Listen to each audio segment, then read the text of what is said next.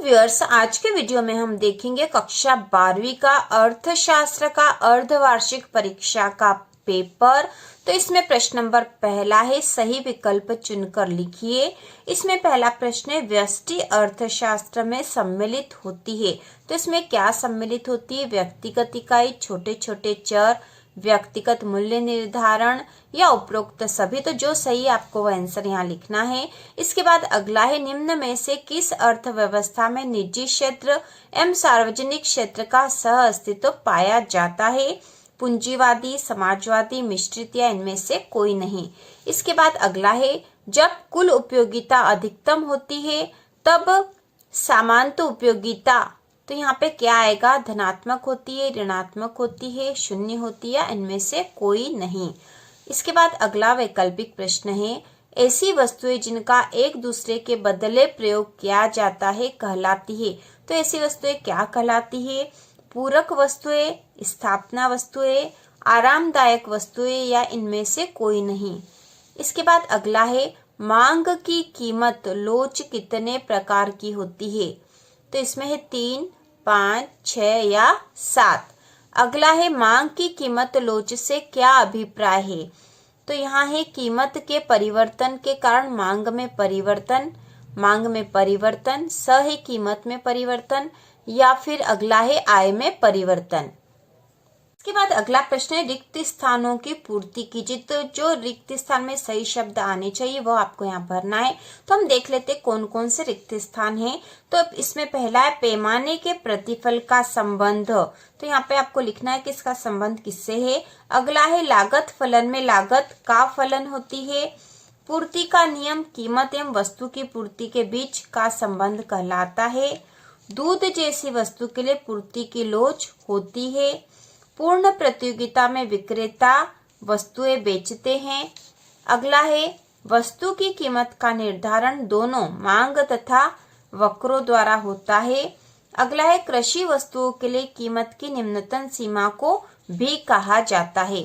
इसके बाद अगला प्रश्न है, सही जोड़ी। तो इसमें खंड में दे रखा, टिकाऊ वस्तु, सकल घरेलू उत्पाद, शुद्ध घरेलू उत्पाद, सकल राष्ट्रीय उत्पाद, शुद्ध राष्ट्रीय उत्पाद, प्राथमिक क्षेत्र, द्वितीयक क्षेत्र। खंड ब है, जीडीपी, रेफ्रिजरेटर, एनएनपी, जीएनपी, कृषि तथा संबंधित क्षेत्र, एनडीपी, सेवा क्षेत्र, निर्मित क्षेत्र, अर्जित क्षेत्र। तो इसमें जो जिसके सामने आएगा उसके अनुसार आपको सही जोड़ी बनानी है। इसके बाद जो अगला प्रश्न एग्जाम में आने वाला है वह है, सत्य असत्य लिखिए। तो यहाँ है, निम्नलिखित कथनों में सत्य असत्य लिखिए। इसमें पहला, मुद्रा वह है जो मुद्रा का कार्य करे। यह कथन सत्य है या असत्य। दूसरा है, चेक, हुंडी, बिल आदि साख मुद्रा के उदाहरण हैं। तीसरा कथन है, वस्तु विनिमय प्रणाली में इच्छाओं का दोहरा सहयोग आवश्यक है। चौथा कथन है, किन्स का रोजगार सिद्धांत प्रभावपूर्ण मांग पर निर्भर है। इसके बाद अगला है, उपभोग एवं आय का संबंध उपभोग फलन कहलाता है।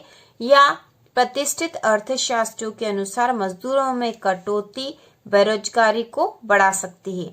प्रतिष्ठित अर्थशास्त्रियों के अनुसार मजदूरी में कटौती बेरोजगारी को बढ़ा सकती है। तो इनमें से जो कथन सत्य है उसके सामने आपको सत्य लिखना है और जो असत्य है उसके सामने असत्य लिखना है। इसके बाद अगला प्रश्न है, एक वाक्य में उत्तर लिखिए। इसमें है, एमपीसी का अर्थ लिखिए। एमपीएस का क्या अर्थ है? भारत के केंद्रीय बैंक का नाम लिखिए। एसबीआई का पूर्ण रूप लिखिए। साख का क्या अर्थ है? सीआरआर क्या है? इसके बाद 2-2 नंबर वाले प्रश्न हैं। तो इसमें है, बाजार अर्थव्यवस्था किसे कहते हैं अथवा व्यष्टि अर्थशास्त्र का अर्थ लिखिए। अगला प्रश्न है, उपयोगिता किसे कहते हैं अथवा सीमांत उपयोगिता का अर्थ लिखिए। इसके बाद अगला प्रश्न है, सामान्य वस्तुएं किसे कहते हैं अथवा निम्न स्तरीय वस्तुएं किसे कहते हैं। अगला प्रश्न है, उत्पादन फलन से क्या अर्थ है अथवा कुल उत्पादन से क्या अर्थ होता है।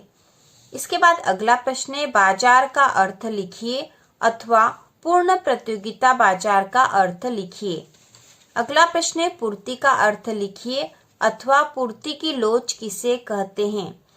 इसके बाद अगला प्रश्न है, श्रमिक की मजदूरी दर किसे कहते हैं अथवा पारिवारिक क्षेत्र किसे कहते हैं।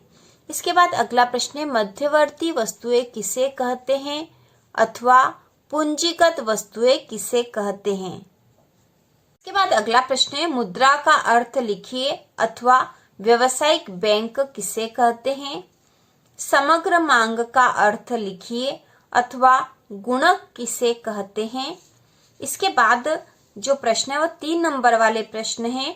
तो 3 नंबर वाले प्रश्न में पहला है, सकारात्मक तथा आदर्शक अर्थशास्त्र में 3 अंतर लिखिए अथवा व्यष्टि अर्थशास्त्र की 3 विशेषताएं लिखिए। अगला 3 नंबर वाला प्रश्न है, पूर्ण प्रतियोगिता की 3 विशेषताएं लिखिए अथवा पूर्ति को निर्धारित करने वाले 3 तत्व लिखिए। इसके बाद अगला है, प्राथमिक तथा द्वितीय क्षेत्र में अंतर बताइए अथवा राष्ट्रीय आय गणना की आय विधि का संक्षेप में वर्णन कीजिए। इसके बाद अगला प्रश्न है, मुद्रा के प्राथमिक कार्यों को समझाइए अथवा व्यापारिक बैंक के 3 कार्यों को समझाइए। इसके बाद जो प्रश्न है 4 नंबर वाले हैं। तो 4 नंबर वाले प्रश्न में है, क्रेताओं की आय में वृद्धि से वस्तु की मांग किस प्रकार प्रभावित होती है, स्पष्ट कीजिए अथवा वस्तु की कीमत एवं मांगी गई मात्रा के बीच विपरीत संबंध को स्पष्ट कीजिए। इसके बाद अगला है, सीमांत लागत वक्र कैसा दिखाई देता है, यह ऐसा क्यों दिखता है, स्पष्ट कीजिए अथवा निम्नलिखित तालिका श्रम का कुल उत्पादन अनुसूची को बताता है, इसके आधार पर सीमांत उत्पाद अनुसूची निकालिए। तो यहाँ पे श्रम और कुल उत्पादन दे रखे हैं। यहाँ जो आंकड़े दे रखे श्रम में है 1, 2, 3, 4, 5, 6, कुल उत्पादन में है 0, 15, 35, 50, 40 और 48। इसके आधार पे आपको इसको हल करना है।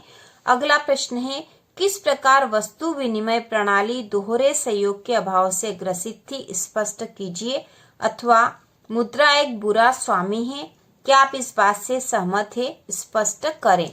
इसके बाद अगला प्रश्न है, कौन से कारण उदासीनता वक्र को मूल बिंदु से अंत्योदर बनाता है अथवा सीमांत उपयोगिता के 0 होने पर कुल उपयोगिता अधिकतम हो जाती है, क्यों।